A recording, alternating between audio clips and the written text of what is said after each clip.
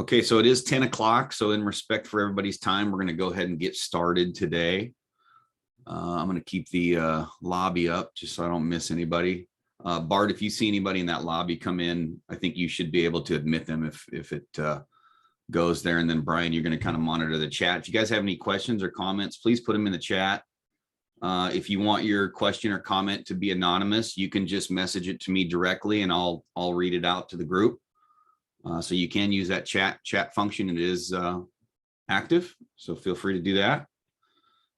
I'm going to share my screen and review the agenda really quick. And I just wanted to thank everybody for being here. This is the monthly National Training Funds webinar. We try to keep these things 1 hour or less. I know everybody's super busy, so we're going to get into some good conversation and get you all out of here. I'm going to go over the agenda real quick. Should be able to see that screen. So we're going to talk about kind of what we did last month briefly. Lee, you probably all saw the call to arms come out from Mr. Dean. Lee Worley's going to speak about that a little bit. Pathways for organized members through apprenticeship. National Training Fund website and app. Jason Corder's been working on that. He's going to talk about the new application and website that's coming out. Bart's going to discuss the LMS Plus. I know you guys have heard of that. Some of you have probably attended the trainings. So we're going to have Bart give us a little rundown on that. I'm going to talk about the importance of social media and just kind of remind you guys about the YouTube and Facebook and things of that nature. We'll do a little grant update, go into an overall Q&A discussion, and then we'll adjourn. So that is the, thanks, Corder, appreciate that. That is the agenda for today. So last month, we talked about the apprenticeship welding program, the certified rigger and signal person program, as well as the ABA grant. We had Mr. Dean on talking about the importance of organizing and things of that nature. So if you would like to watch the last episode, that is available. I can send you the link. It's on our YouTube, and we'll talk about that in a little bit. First off, we're going to jump right in. Lee Worley is going to kind of discuss pathways for organized members through apprenticeship and how we can, as apprenticeship, kind of work better with our organizing department and our local union to create pathways for our organized members. Lee, you want to take the floor? Yeah, thanks, James. So let's talk a little bit about the organized member and apprenticeship, and kind of expand from there. And any of the guys have a comment to chirp in. If you got something, please feel free to do that. So sitting in the coordinator chair for 14 years in the Pacific Northwest, I learned a lot through our organizing department and what worked and what didn't work, just through trial and error. And I think some of you heard me speak in the, if an organizer develops a relationship with the non-union worker, and sometimes it takes weeks, months, or even years to get that trust from that worker to the union, and they're brought into the union. Sometimes, and this happened a lot, the organizer would walk straight down to my office, drop off that organized worker and say, make this guy an apprentice, and they walk away. And, you know, that was first because I didn't know the guy. He had no application filled out. And basically kind of moving forward, what I learned is that they have to put together a resume as long as that application for apprenticeship to get going. So sometimes we wait for marching orders as a coordinator. That just comes with the job. But I want to challenge some of you coordinators. If you have an organizing department in your local and you do not have a relationship with your organizer, take the first step. Make that first step, because the May-June issue of the Ironworker magazine, got this one. There's some great comments in there from General President Dean. And last week, while I was attending the Mid-Atlantic District Council meeting with Jason Corder, Jason and I got to sit down with 3 employees who initiated the conversation about how much they appreciated President Dean's comments about the immediate needs today for manning the projects. From what I've been told and talking to some of you and listening to other the officers' reports, work around the country is anywhere from good to excellent. And these three employers last week are scared to death that we do not have the manpower to meet, especially in the Midwest with the Ford plant, the battery plant. I believe it's Amazon, Facebook, and Intel across the country. And one thing that we all agreed on, that the contractors know, and I seconded this, and I know Jason kind of nodded too, is that the apprenticeship department today is not able to solve today's lack of manpower. We're training for journeymen and supervisors for the future. Is where are all these workers going to come from? And there's a lot of work to do out there. There's a lot of non-union work across the country. I think we're probably doing maybe 15, maybe 20% of the work across the country. And if we're not doing it, other ironworkers are, and we've got to get that relationship with the organizers into the apprenticeship department and get them in successfully. And I'm going to pose a couple questions to you, and we can expand on this at a further webinar or at the coordinator meeting in Denver. When an organized member is brought into the local, who is doing the evaluation? Who's doing it? Is it the business manager, the organizer, whether the guy has skills to be a journeyman, or does he have the skills to be an apprentice? Who's doing it? Now, they asked me to do it when I was a coordinator. Hey, take him in the shop, see if he can weld. It was really undisciplined. We didn't really have a set way of evaluating somebody. And we're probably morphing into something. We should have maybe steps for coordinators to look at this and how to help assist the organizer into assessing this individual that comes in, because there have been times we've lost good candidates through our local in Portland because they thought every apprentice was the lowest paid, the lowest skilled worker on the job. And some of these guys had 5 to 10 years experience. So like I said, I learned everything through trial and error. Basically, after a couple of years, we figured things out. We got on a good roll, and I hope that's still continuing down the road. But there's a lot of things the apprenticeship coordinator can do instead of just waiting for marching orders. And I know that sometimes that goes with the position, but reach out to the organizer, get in relationship between him and the organized member, talking to your JATC. One of the things you're going to hear President Dean talk about in Denver at the competition, or excuse me, at the coordinator meeting, to 25 years, it is recommended that every apprenticeship department has 20% participation in their membership in their local union. And President Dean wants to increase that to 25%. Now, I know through sitting in the same chairs that you have, that it's not up to you to decide when you do not take an apprentice. You got to have input from the business manager, the JTC, the chairman, the secretary, et cetera. Well, with the amount of work out there, preparing for tomorrow's workforce, tomorrow's leaders, tomorrow's supervisors, tomorrow's local union leaders, tomorrow's apprenticeship coordinators, and we're developing that right now with our great training programs. So start thinking about that. I'll get with the guys here in DC, and we'll start putting together, maybe through some input from you guys, how to put a list together, how to assist, how to evaluate an organized member and properly place them into the apprenticeship program. It's a difficult conversation. It's a difficult task to have. I know you wear many hats, and this is one of them, but this is one that can't be dismissed. So maybe I'll take a quick couple questions or comments from James or Brian, Jason, or Michael. Do you have anything regarding organized workers and pathways?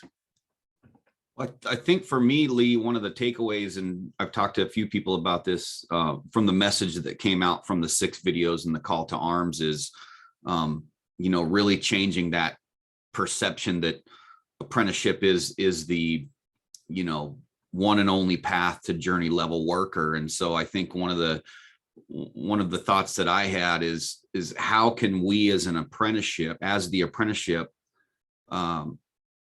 develop multiple pathways for these organized members to come into our program and reach journey worker status, right? That's really the big thing. And, to have a good brainstorming session, really have a good, valid, open discussion about, how we can modify our intake and really change that perception, I think is going to be a big step in accomplishing that mission.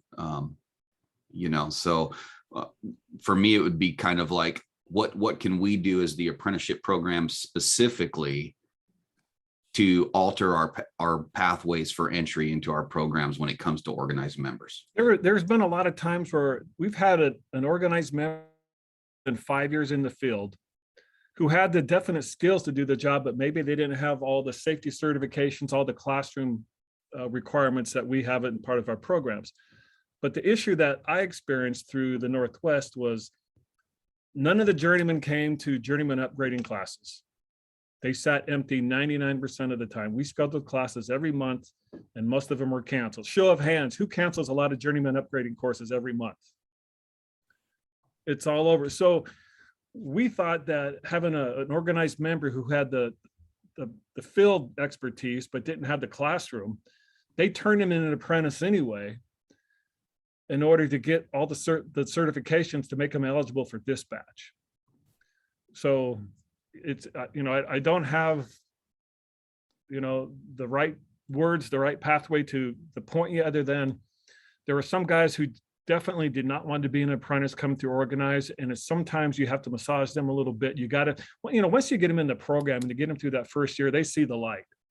And that's good. But there's been some worst case scenarios where they were good hands. They would not join the apprenticeship, and the local union would not make them a journeyman because they didn't want to be known as the book buyer or the bookseller, so to speak. So there's a lot of unknowns out there, but having a relationship with the organizer coming up, we can't man these jobs right now. And like I talked about, we met with these 3 contractors last week who were scared that what are we going to do to provide their manpowers today?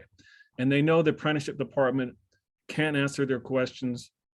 We've got to have portability between the Canada and US back and forth. There's a ton of work in the Midwest that we talked about. And right now, that was one of their major things, was getting our Canadian brothers and sisters across the border in a manner that's not going to take months. And that is one way to do it. And I know our general counsel is working on that as well with our friends from the Department of Labor. So go ahead, James, and move on if you need to, or any other comments. Yeah, Brian, did you have something? I got a comment. Well, I do. One thing that we need to think about as we're having this discussion is small locals versus large locals, and trying to make a plan that best fits everybody. And maybe we have to look at that in 2 different barrels. What you can do in a large local, consuming a membership of 25% in the apprenticeship, is different than what you can do in a small local. Likewise, what you can do bringing in, organized members is also different. There's more places to put them in larger locals. So we need to think about that, so we're not pigeonholing anybody into one specific avenue and just not helping somebody else. So anybody that runs a small local, what you're doing in your local will benefit the conversation. So make sure that you're giving us your ideas in your smaller local, how you do organizing and apprenticeship numbers now. That will help. Yeah. Then what I was going to say is a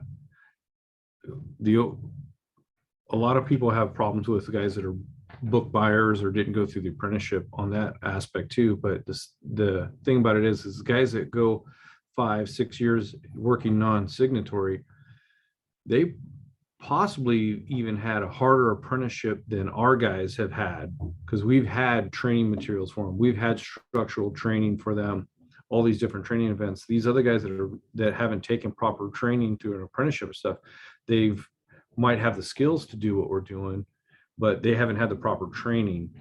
And because of that, we badmouth them. And then the other thing I want to say is that the difference between a non-signatory ironworker, a non-union ironworker, and a union ironworker is the union place or the non-union. They're still ironworkers. They're doing the job out there. Either they can do it within our ranks and help build us up, and we can help build them up, or we can just allow them to keep on going where they're going. and slowly erode away at the fundamentals that we have.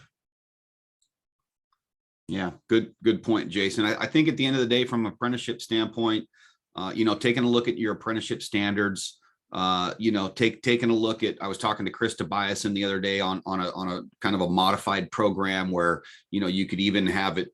I mean, his program's even separated to where you could go 2 years structural, 2 years reinforcing. You could come in and have them do skills assessment, self-paced online study, all different kinds of options and concepts that we can look at across the country to, help these organized members and increase our membership. So if we got a lot of buy-in on that, maybe we can just set up a separate webinar that's specifically focused on that conversationally. I think that would probably be good. I agree. Yep. Okay. All right. So moving on down the agenda, and we'll have Q&A and open discussion at the end, but I want to make sure that I give everybody a chance to talk about what they're here to talk about. So next up, we're going to have Jason Quarter, who's been developing a new website and an app that I think is going to be very, very useful. I'm excited about it. And he's going to tell us about the vision advantages and how it's going to help coordinators and instructors across the country. Jason? Okay, thanks, James. So I've been to the last 2 district council meetings, and I've kind of talked about it with them, but I want to fill everybody in across the country. I've been working with that Linked Union, the guy that's developing all the apps for the United States, and to set up a apprenticeship coordinator app. So this is going to be an app specifically for the coordinators in the National Training Fund to be able to do a lot of functions back and forth. We still have a lot of people that don't check their listserv or have multiple emails and nobody checks them. So we'll be able to do a lot of push notifications to the phone for people to check their listserv information on there, which will be nice. As we get farther along with it, we're going to be able to do like the RTC calendars will be in there, be able to sign your members up for your instructors up for RTC classes very easy. A lot of times working in the weld shop and other parts of this thing, we have members come in and they need a shoulder to cry on or explain that they're having a substance abuse problem. So most locals already have a mental health or something like that kind of thing app in there. This is going to also have places that you can get these people in touch with somebody right away. We're planning on putting a section in there for grants. So James can help you guys get grants if they're out there. You'll be able to see what grants are available and some documentation on getting that. A big area in there for scholarships to help your members apply for scholarships for their kids and stuff like that. Special developments, which would be like places to go get discounts for materials for like Lincoln, Miller, and what they're providing. I think a big portion of it too is being able to put the welding and the ICP audits in that app. So we'll be able to send you guys an email, a notification says, hey, your WCP app audit is due next month. Please fill it out, and you'll be able to do it either through the app or be able to have access to that and the ICP information, and we'll be able to track those on a better basis. The other portion that I'm working on, which is going to help you guys out in the long run, is OJT hours. So eventually there'll be an OJT thing in there. The students this is going to be an apprenticeship app. I'm kind of setting the standards for it. And then if your home local already has the app through Link Union, you'll ask your business manager to put the apprenticeship app in there, portion of that. When you do that, the OJT hours in there, and the students will log into that, put in their hours every quarterly or as soon as you guys need it. You guys can pull reports and see where they are with their OJT, see if they got that 1,000 hours of rigging, 900 hours of welding, or wherever it is. You'll be able to pull that report. You'll also be able to put in student schedules in there. So the student can say, well, I didn't know I didn't have class. It will be in there. You'll be able to do push notifications. Hey, reminder, you need to go to class on Mondays. journeyman upgrade classes. You can push that out to all the membership and stuff like that as well. I think it's going to be very good for us, very good communication skills in there as well as that. Does anybody have any questions, or does anybody think of anything in a app on your phone that you would like to see? If you guys have ideas, you can type them into the chat or questions there, or you feel free to unmute your mics. How long are we looking at, Quarter? What's the time frame on when we're thinking this is going to be up and running? So we have a two-phase rollout. The first phase is going to probably be when we're in Michigan, if not that first week. Just a basic app. It's going to have a lot of basic information in there. And then I'm thinking with possibly the WCP audits, the ICP audits, and some other functionalities of it, that won't be until probably September, right around the apprenticeship competition time. So in Michigan, I should be able to have a QR code for you guys to go by and scan and be able to upload that app for the Ironworkers National Training Fund. And then by the time we get into September, it'll have all the other functionalities available. We'll discuss more of that in kind of in September at the apprenticeship competition. I can get more involved in different items on that. So for a program that maybe already has an app that tracks hours and things like that for the apprentices, this will still be valuable to them because there will be other resources as far as ICP, weld audits, things of that nature that they can still use, right?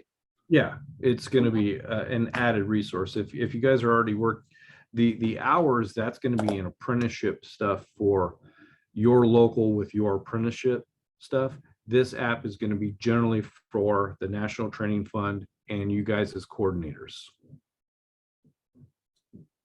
Nice, perfect. Brian, I see you're unmuted. Did you have anything on questions or comments on that? No, I don't. My microphone is muted. Okay.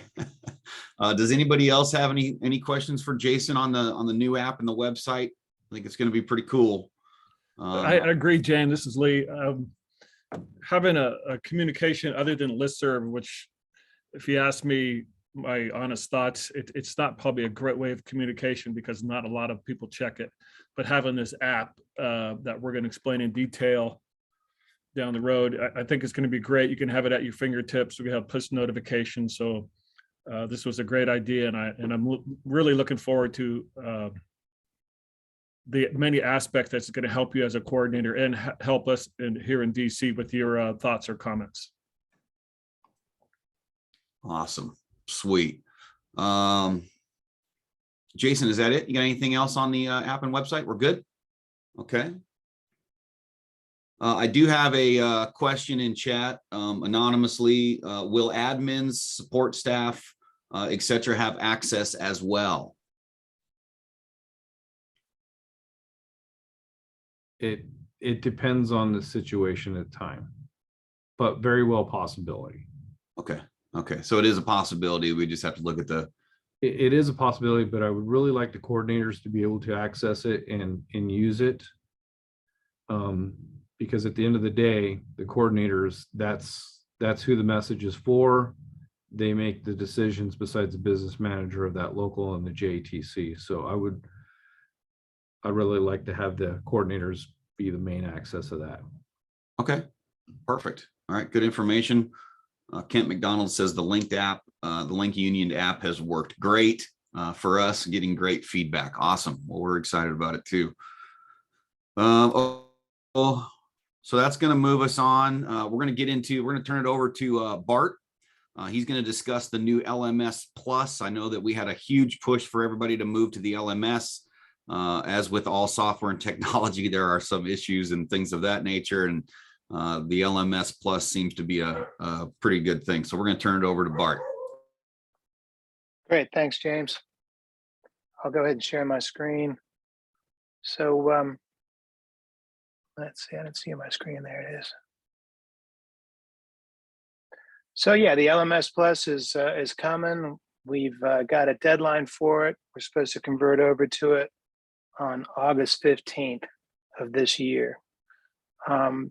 If you haven't heard about it, the LMS Plus is basically our existing LMS rebuilt from the ground up, man. It's all new code. It's running on, it's built using the most modern web-based technologies. It's running on the fastest Amazon servers. It's awesome. So everything's going to be faster, smoother. It's also built on a scalable platform that'll help us grow into the future, right? So it's scalable, it can be adjusted, it can grow with us.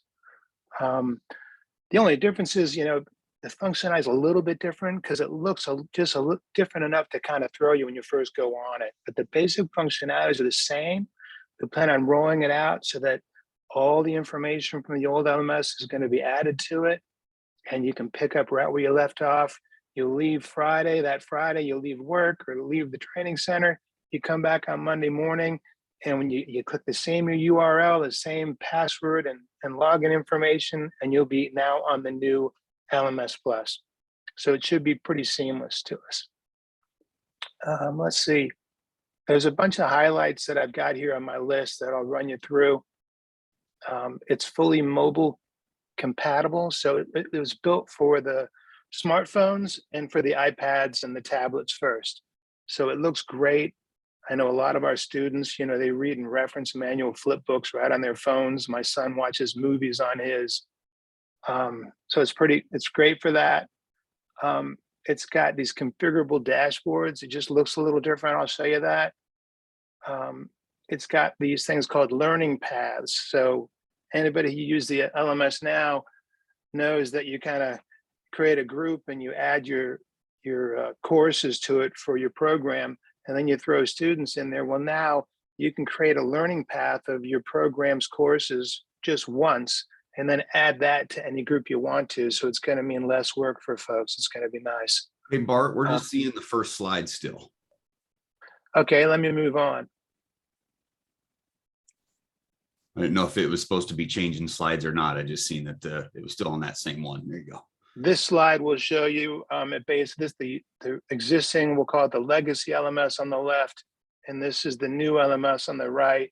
It's called Sandbox right now because this is when we have out there to test and to play with until we actually get the real one up and running. So anything we do in this gets thrown out when we're done. But that shows you what they look like and the difference of the homepage. And I can show you the next a little difference. So here's your main screen when you log in. This is what you're used to seeing here on the left, and on the right, this is how it looks now. So these things are what they're calling widgets. So if I don't want to see my administrative tasks or enrollment statistics, I can close that window and it'll pop up here along with my other widgets. So it allows you to focus on the task at hand, right? You can have as many things open and they'll be there when you log in next time as well, which is kind of slick.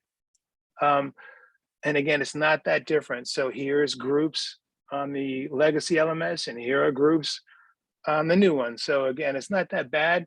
The only difference is, you know, in the existing one, we have all these menu items up here, which have now been added on this little left side here. So it's easier to navigate on your phone or on a tablet than it was before. So again, I wanted to show it's not just different, it's really similar. And then this shows reports. The reports function works exactly the same as it did, only now you have, you know, two screens. So you set up your report on one screen and then you add your filters on the next, but the functionality is basically the same, except the reports are much faster than they were before, and they can contain more data without bogging the whole thing down, which is great. So that shows you a few screen grabs of it. Let me get back to, I was talking about the learning pathways. The learning pathways, I think, are going to help certain locals who aren't using the LMS now because they train things in their own way, their different way. I'm thinking we can work with them on coming up with different pathways for different types of ironworkers, and that'll help get more folks on board with the LMS. There's social features built into this now. So it's got this internal messaging feature. So if I wanted to send a notification out to all the coordinators through the LMS, next time you logged in, you get a little red dot up on there showing you have one or two messages. You click on it and you see them just like on your phone. but it's internal. You wouldn't see it until you logged into the LMS itself. Still a great tool. It's got enhanced email notifications. So certain events can now trigger emails to be sent to your users, which is pretty slick. And you can also send announcements out to different users and groups within your local. So coordinators have the capability of doing that within the LMS. There's also some live event classroom training stuff that's been added to this. So there's Zoom integrations and GoToMeeting and WebEx integrations. And those are kind of cool. We're still kind of learning about that stuff. It also has some Outlook and Google Calendar integration. So if we start doing more of our instructor-based learning through the LMS, we can integrate that with these other applications outside of the LMS, which is kind of slick. Again, we made the switch on August 15th. When you leave the training center on Friday, all your information is going to be transferred over the weekend. When you get there on Monday morning, everything should be good. And we've already done this before. We've tested it and it worked great. So we're very optimistic about that whole process. And then training, last but not least, we're offering our LMS training as usual at the Ann Arbor event. Again, it's a 10-hour class, 2 hours a day. We still have slots available if anybody wants to get on there. We will be teaching both LMSs, but we'll be focusing on kind of both at the same time, like this split screen, so you can see the process, how it's done in one and how it's done in the other. And then we had some virtual training sessions via Zoom. We had 4 of those set up before the ITP. And I think our last one is at 2 o'clock today, our time. So just 30 minutes from now, we have another one available. The invites go out via the coordinator listserv. If you've got anybody you want to get on there, it's not too late to sign up for that. And that's about all I've got to say about the LMS Plus, but we're excited about it. It's robust, it's fast. We think you're going to love it. All right. Any questions for Bart regarding the LMS Plus? It's looking pretty good. Charles, I see you're unmuted. Yeah, Bart, this is Jim from Fresno. I have a question on, it seems like when some of our apprentices, let's say they get dropped or they complete the program and we have them in groups, to disable them or enable them, it seems like you have to go back to the users, put in their book number. Will you be able to say, like, the group that you're in, can you just click on the person and it'll take you to their profile? Because that would be helpful. It seems like it's a long process to disable users and enable them back when they come back in from the JTC, or they change their book number or anything else. If you could, like, just look up our groups. I separate everything in groups. So a lot of times I'll look to see, all right, where are these guys at? Are they enabled or are disabled? But you have to go all the way back to the beginning. You see what I'm talking about? You have to go back to the users, put in their book number, go to their profile, and then enable them. If you could go right from your group and then just click on their name and it would take you right to their profile, it would be a lot faster. Yeah, I see what you mean. I'm not sure why you're disabling the users, though. We don't really recommend disabling users unless they're going to leave your program or drop book. Well, a lot of them get dropped from the JTC. And then once they're completed their 4 years, you don't want us to keep them active, right? You said you have to pay for the users, the license. So you want us to enable them or disable them, and then don't drop them from the whole system, but make them active or not. You're saying now you don't want that?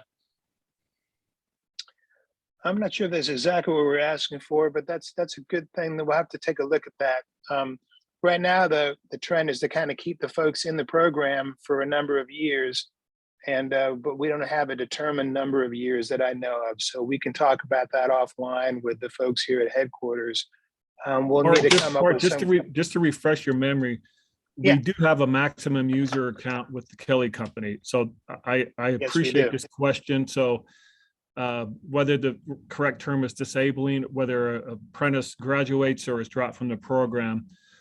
So there's a fee. I think we're up to 20,000 users. And then once we pass that, it's another great big fee to get bumped up. So Bart, we'll talk about that internally and we'll make that announcement down the road as necessary.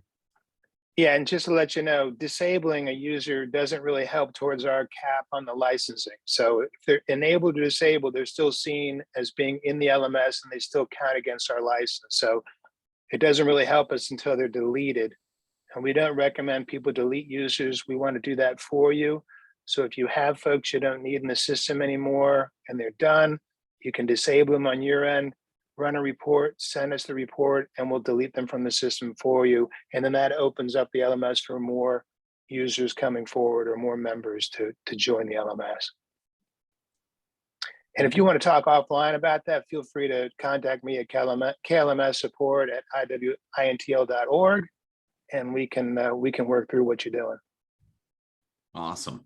Perfect. Thanks, Bart. Jim, good question. Anybody else have anything? Questions as far as the LMS Plus goes?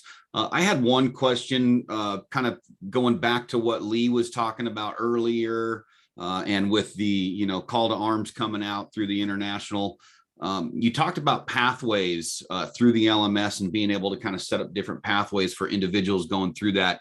Is there some way that we could maybe utilize that in an organizing effort to where you could come in and determine what an organized member needed through the apprenticeship? They could go through the LMS, through the curriculum, maybe come in for some quick skills assessment or something and be given credit for that that curriculum. Is that something that could be done through that program, Bart? It's basically an open shell that we can do whatever we want to with it. So right now, it's going to be open to coordinators to do it on their own, but we could also create maybe some national standard pathways that have a certain set for maybe an architectural ornamental ironworker has a certain path they want to go through, and you could set that up and people could use that or they could use their own. Okay, perfect. Another question we got, Paul's asking, will someone be able to obtain the qualified rigger and signal person cards by completing classes through the LMS? I think the 80-hour self-study probably at some point could be done there, maybe already, but you still have the test that you have to complete. And I'll let Brian, Jason, or Lee or Mike chime in on there if I'm wrong. So since they're talking about the qualified rigger, I mean, that's kind of handled a little bit differently. As long as a student comes in and they complete all of the hands-on portions, then that makes them qualified for the qualified rigger. So they have to take the test, do the hands-on portions to complete that class to get the card. So if we're showing adequate documentation for the completion, I don't think that I would have an issue with them being able to auto-generate a card once all of those criterion are met. But just to be able to go in and schedule, just for a coordinator to go in and say, hey, I want to issue cards to all these people, I don't think that is anything that we're gonna allow just blanket. So okay. Bart and Jason, this is the issue we were talking about. The way the LMS is going to report in, Bart and Jason, correct me if I'm wrong, it's going to dump under the member profile, and you're not going to be able to issue any certification cards until the course is opened in the ATS. So that creates a double entry type thing. I think, Bart, is that something you're working on, or Jason, you're working on with the IT department? Yeah, that's a process we're still working on. Jason's leading the effort, and we're trying to find a way to have the LMS report to the ATS for us. And we're kind of in the initial phases of that. We've done some testing, we've got some things done. There's more to do before we feel comfortable releasing that. Yeah, so I want to add to that too. Just to recap real quick, is that the course has to be created in the ATS to do certifications, guys. Can't be added through the member profile. And I stepped on you, Jason. So no, it's fine. I just want to say, I wanted to reiterate that the LMS, just having guys sit at home and doing their classes all online, that's not what the LMS is designed for. You know, a lot of our classes have hands-on components that we're utilizing the LMS for some book work, but we're also making sure that the apprentices are getting to the school and doing the hands-on components to these courses. Yeah, and I wonder if the question wasn't geared more towards kind of like a journeyman upgrade, maybe a refresher or something of that case, where they could come in and log into the LMS and go through the materials and complete the homeworks and stuff, and then just come in and do the skills assessment. But yeah, I think that the LMS for organizing situation is great. Some guys might not want to come in and take a 40-hour class. You know, here's an LMS. You can take it at your leisure at home and get those skills that they might be lacking from not a traditional apprenticeship. okay, perfect. I don't see anything else in chat, so I think that's looking pretty good there. I believe, let me just go through here real quick. Okay, so that puts us, so we're kind of moving into a little bit of portion where I'm going to talk about a couple things, and I've got about 15 minutes left, and I want to make sure I open it up to everybody for some Q&A. And if you've got anything that you feel we need to talk about, I want to make sure that we get those things addressed. But as far as the agenda is concerned, I wanted to talk just a couple minutes about the importance of social media. I know that historically, maybe we haven't been as present as we could or should have been on social media platforms. We probably all have our different thoughts and perceptions and beliefs of what social media is and how it can be used. But from someone who is pretty active in social media and has used it in a lot of ways to do a lot of good, I think it's something that we should at least be discussing and looking at. So I don't know if you guys know, but I went through with the approval of Lee and talking with everybody, and I created a National Training Fund YouTube page. And I'm going to throw that link into chat. You guys can go check it out. We've got all of these webinar videos are being uploaded to it. We've got all the call to arms videos on there. We've got some drug and alcohol training on there. We're going to have a bunch of resources on that YouTube page for anybody who wants to utilize those. And hopefully over time that will develop to be a great tool. YouTube is a great space to do things. Oh, we got a new subscriber already. That was quick. So it's really a powerful tool. Ryan Tannehill coming in, Sean Neely coming in. We got everybody going there now.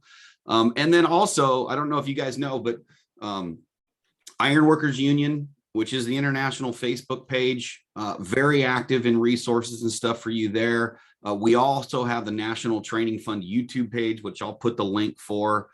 And there's a ton of stuff on that National Training Fund YouTube page. And the thought is, I don't know if you guys know, but nobody goes to websites anymore. And if they do go to websites anymore, it's because they're being directed from some social media platform and able to go to your website. And so really a lot of the current terminology of a website nowadays is kind of a landing page, right? It's where you want people to end up. It's typically not where people start. So if you're 48 and younger, you probably don't go type in ironworkers.org or whatever. You're scrolling through your social media stuff. You're encountering these links or these references to these different places, and you click on it to see what's going on, and you go there, and you may end up on a website. And so I really want you to think from an apprenticeship standpoint, how do we reach the majority of the workforce, and where are they today? And really they are on social media. And so as you're working through your programs, you should at least think about creating a Facebook page, having a YouTube page where these individuals can see what your program has to offer. It does take a little bit of time, but I think as you kind of start to develop these things, they work pretty well. I know that in the Pacific Northwest District Council as coordinator, I created a Facebook page and a YouTube page. It then ended up kind of spreading to all of the other JATCs. And if you go on them today, they are super active. They have a lot of interaction. And it's really a way that you can reach a lot of the individuals with minimal effort. You can go to a job fair and spend 10 hours, or you can reach 10,000 people on a Facebook paid ad that costs you $5 a week, right? So there's a lot of tools that you can use. Facebook is an amazing space. You can create an ad that highlights all of the resources and opportunity that your program offers. You can pay $5 for that ad to run a week, and you can impact and come up on 10,000 people's Facebook feeds. And so, you know, to really kind of think about that, and YouTube the same way, they have a paid ad deal as well. And initially, maybe you want to have paid ads until your growth and interaction kind of spike. Then you can kind of decrease and just run off the organic interactions. But it can be a powerful tool, especially to get people down to your local training centers and apply. So just something to think about as you guys are, you know, moving forward and technology keeps advancing. But websites are great, but you want to have a tool or multiple tools to lead people to those websites. Is there any questions on that? Social media, pros, cons. I know some people hate it. I remember when I first got to be training director, I pushed to have everybody in the district council have a Facebook and a YouTube, and the trustees looked at me like, oh my God, do we have to get a special insurance policy for liability and all this crazy stuff? And, you know, because it was doomsday, but I really think it can be a powerful tool. Any of the training fund got comments on that? No? James, you know me, I'm a baby boomer. I'm probably, you know, other than a couple things my kids set up for me, I view what they have, and it's morphed into more work stuff. But, you know, my kids are late 20s, early 30s. My granddaughter, she's on her iPad and, you know, looking at stuff. I think you're onto something. I wouldn't have you go down that path if I didn't think you were right. So you don't look at anybody, obviously, you know, 45 and older as where to look for direction when it comes to attracting younger people into our trade. So I think what you're doing is, and the rest of the programs around the country involving social media is the way to go. Because like you said, they're on it 24/7. Yeah, perfect. And you guys can read some of those comments in the chat. And I am active on social media. I think it's an amazing organizing tool. Courtney put a message. If you guys are going to create a Facebook or YouTube page for your JATC, make sure you get a hold of the National Training Fund, and we can make sure that we're connected in our networks. So the National Training Fund's Facebook page, National Training Fund Ironworker page, you know, we can kind of all make sure we're liking each other's stuff and get that networking built up. It's a powerful thing. So Derek says, depending on how you share your Facebook page, you do not have to pay for boot. Yep, absolutely. And if you guys want to reach out to me and discuss that, I can walk you through how to create a Facebook page. We can talk about the pros and the cons, some of the things that you might need to look out for. There is definitely some liability there. So you want to be, you know, having a specific admin, making sure that the stuff's going on there is appropriate. You're not posting pictures of people not tied off and, you know, stuff like that. But it can be a very powerful tool. So I don't see anything there. Any more questions on that? Okay, I'm going to do a little bit of a grant update. I'm going to do it quick because we're coming to the top of the hour here, but I want to definitely highlight some of the individuals who have really taken the grant concept and ran with it and been successful over the last year.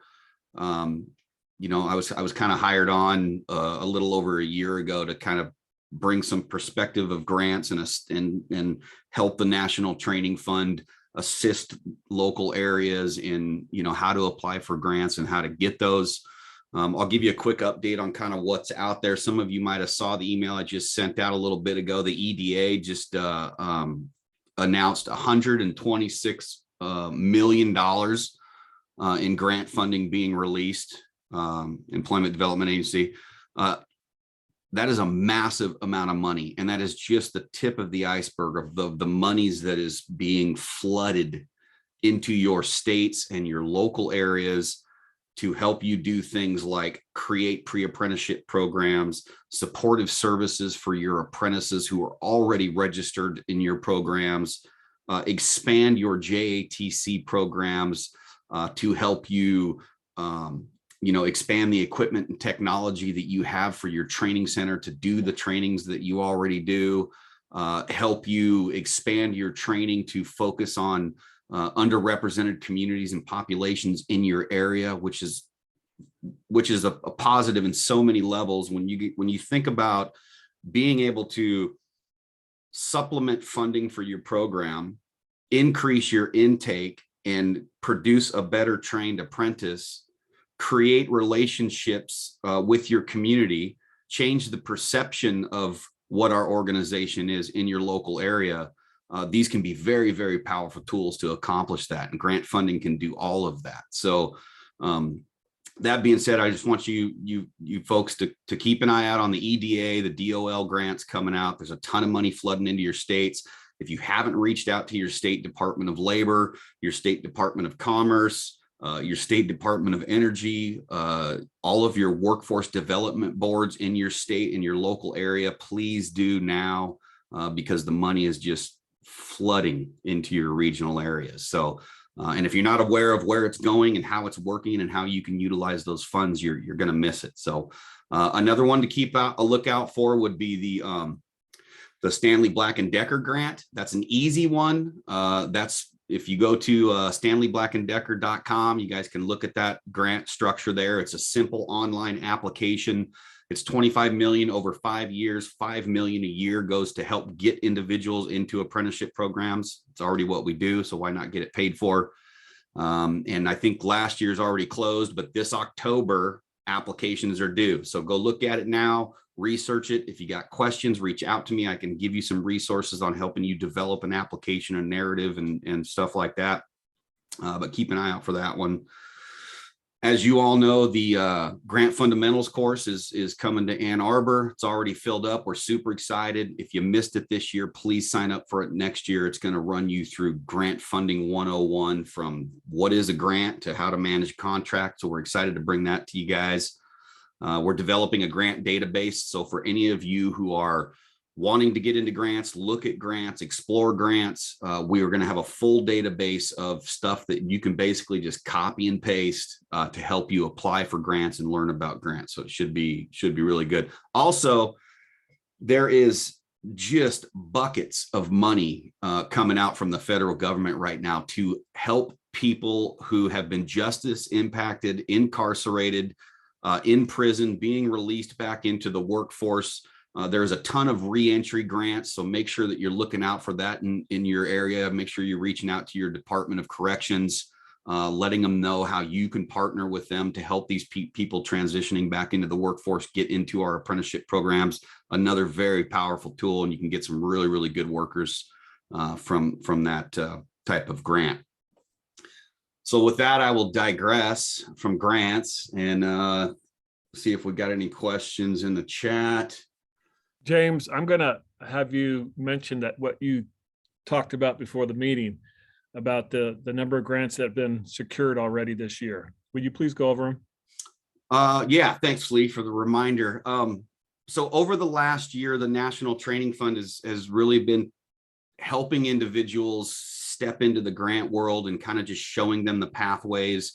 Of course, they're putting in all the work. They still have to go in and capture these grants and write everything, but we're just kind of doing some consultations. And I really just wanted to give a shout out to some of those individuals who have done the work and been awarded the monies. And then also kind of from a national training standpoint, National Training Fund standpoint, over the last year, we have helped local and regional areas be awarded I think the last calculations were a little over $800,000 in grant funding across the country. So I know that all the National Training Fund staff is super excited to be a part of it and be helping you guys. And so that's that. And I say all that just to show you that it can be done and it is being done. And if you want to be a part of it, reach out to me and let me know, or any of us here at the National Training Fund, we can help you. Specifically, Local 732 out of Montana, $45,000 grant to help supplement apprenticeship intake. So, hey, I'm going to take apprentices in. You're going to give me like $3,500 for each apprentice I take in. That's good money. Local 27 Utah, $40,000 grant to help fund RSI and JIW training costs. So when we have these individuals in the classrooms, we're going to get some money for it. We're already doing the work. I'm just going to give us some free money. Local 399 out of New Jersey, $233,000 grant to help train apprentices for Global Wind Organization, specifically in sub-arc welding and things of that nature. It's going to buy equipment and training, pay for certifications and their members to come in and start training and preparing for this offshore wind stuff that's coming up. We had a $150,000 grant awarded in Nevada State for pre-apprenticeship program. $35,000 grant, local 751 out of Alaska, to expand shop apprenticeship up there. Absolutely fantastic. We can't forget about our shop apprenticeships. They're doing some great work up there. I could go about 10 hours on how many grants Alaska's getting, but I won't waste all your time there.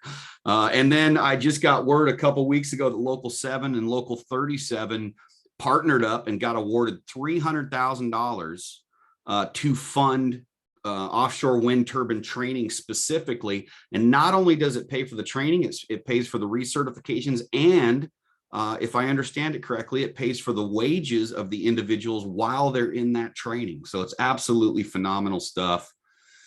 And